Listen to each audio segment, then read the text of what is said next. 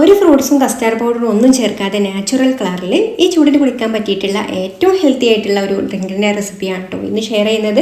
അപ്പോൾ അതായത് റെഡിയാക്കി എടുക്കാൻ വേണ്ടിയിട്ട് ഞാനിവിടെ 2 ടേബിൾ സ്പൂൺ കൂവപ്പൊടിയാണ് എടുത്തിട്ടുള്ളത്. ഇത് മഞ്ഞ കൂവയുടെ പൊടിയാണ് കേട്ടോ. അതുകൊണ്ട് നമുക്ക് ആ ഒരു കസ്റ്റാർഡ് പൗഡറിൻ്റെ ഒരു കളറാണ് വരുന്നത്. നമുക്ക് വെള്ളം ഉണ്ടാക്കുന്ന സമയത്തും ആ ഒരു കളർ തന്നെ കിട്ടും. ഇനി ഇതിലേക്ക് ഒരു 1.5 കപ്പ് വെള്ളം ഒഴിച്ചു കൊടുത്തിട്ട് ഒട്ടും കട്ടയില്ലാതെ നന്നായിട്ടൊന്ന് മിക്സ് ചെയ്ത് കൊടുക്കാം.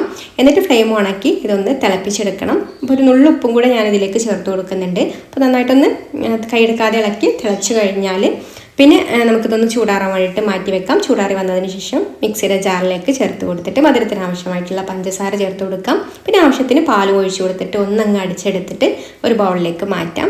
ഇനി നമുക്കത് ലൂസാക്കണമെന്നുണ്ടെങ്കിൽ ആവശ്യത്തിന് പാൽ ചേർത്ത് കൊടുത്തിട്ട് ലൂസാക്കി എടുക്കാം. പിന്നെ നമ്മൾ കുതിർത്തെടുത്തിട്ടുള്ള കസ്കസ് ഇതിലേക്ക് ചേർത്ത് കൊടുക്കുന്നുണ്ട്.